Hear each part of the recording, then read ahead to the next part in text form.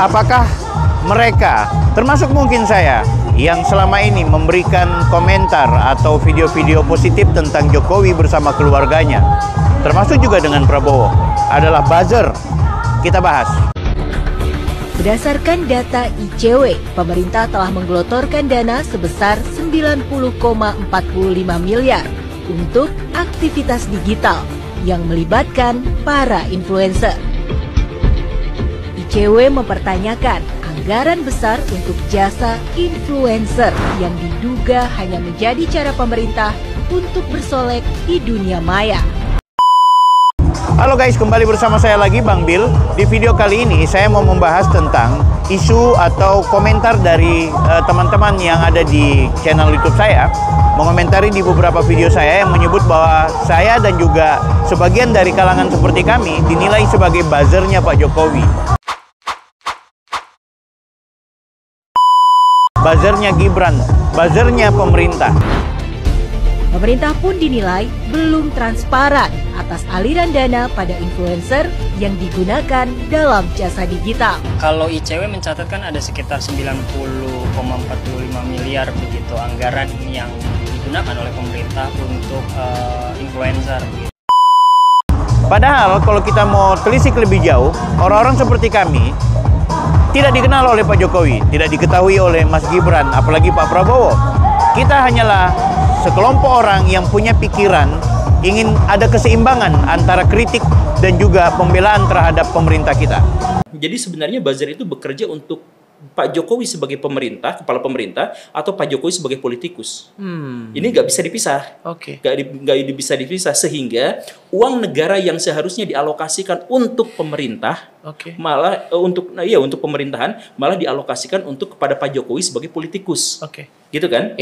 Nah, ketika itu berlangsung terus-terusan, jadi saya melihat misalkan ketika ada berita negatif terkait dengan Pak Jokowi misalkan gitu ya, itu kolom komentar penuh dengan orang yang ngebela-bela habis-habisan, dan komen yang jelek itu langsung dihujat sama kolom komentar di belakang. Saya benar-benar melihat itu, menyaksikan. Nah, sebelum kita bahas lebih jauh, saya mau mengajak kepada Anda semua untuk jangan lupa like, comment, and subscribe. Video saya belakangan memang membahas soal isu-isu politik, dan saya mencoba untuk lebih seimbang antara channel YouTube yang lain yang ternyata sampai dengan saat ini masih memposisikan Jokowi, Gibran sebagai objek untuk kemudian disalahkan, dikritik, bahkan ada sesuatu yang tidak substansial kemudian selalu dituduhkan kepada Jokowi dan Gibran bersama keluarganya.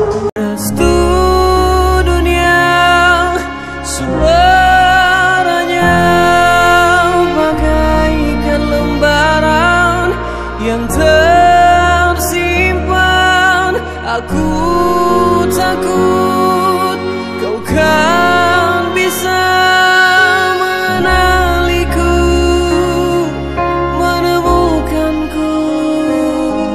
Sampai kapan hidup akan berhenti seperti tak.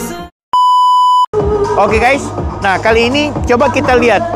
Saya tergelitik ketika ada beberapa penonton atau teman-teman yang berkomentar di kolom komentar saya itu menyebut bahwa orang-orang seperti kami ini adalah buzzernya Jokowi. Padahal sekali lagi, saya dan juga sebagian teman-teman yang hari ini berkomentar positif tentang Jokowi itu tidak ada hubungannya dengan Jokowi, tidak ada hubungannya dengan Mas Gibran. Marah kepada diri saya sendiri karena sayalah salah satu orang yang sudah membesarkan monster bernama Jokowi.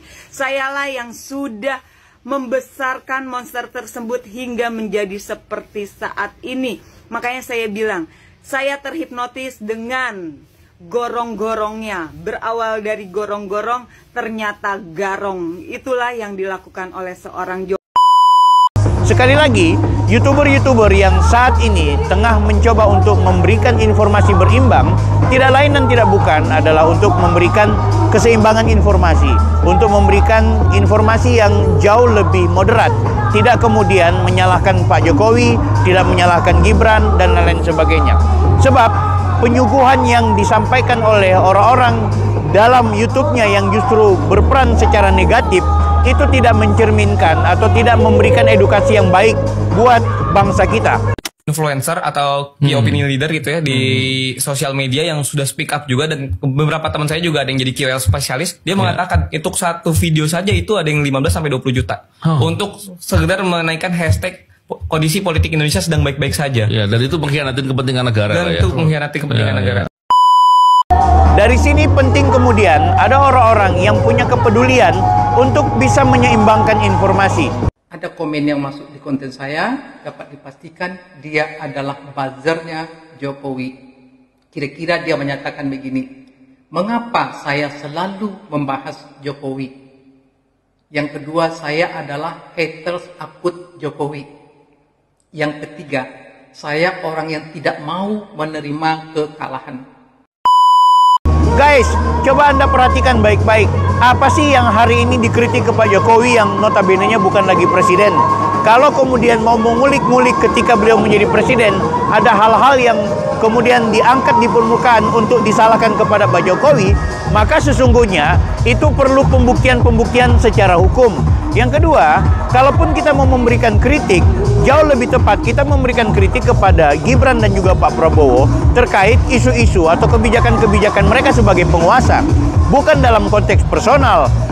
Ketika PDI kemudian akan ada kongres, itu dinilai Pak Jokowi akan cawe-cawe.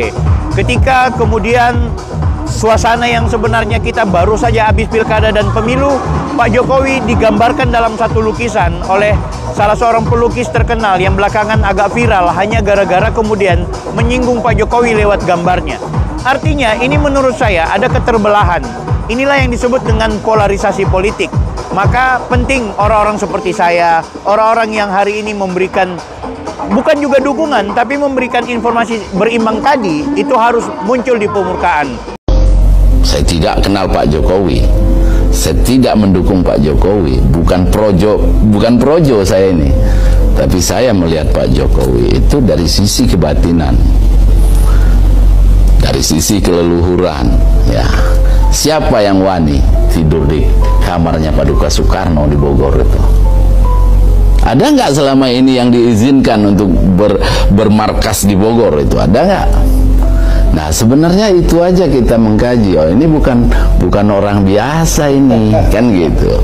Kalau kita mau beradem hati, ya. Karena seorang presiden itu harus bersifat nasionalis. Dia tidak bisa pro satu agama.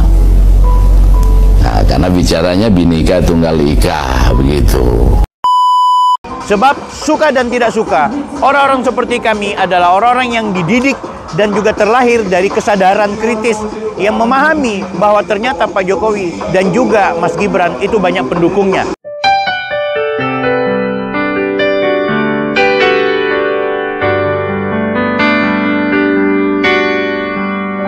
Seandainya aku bisa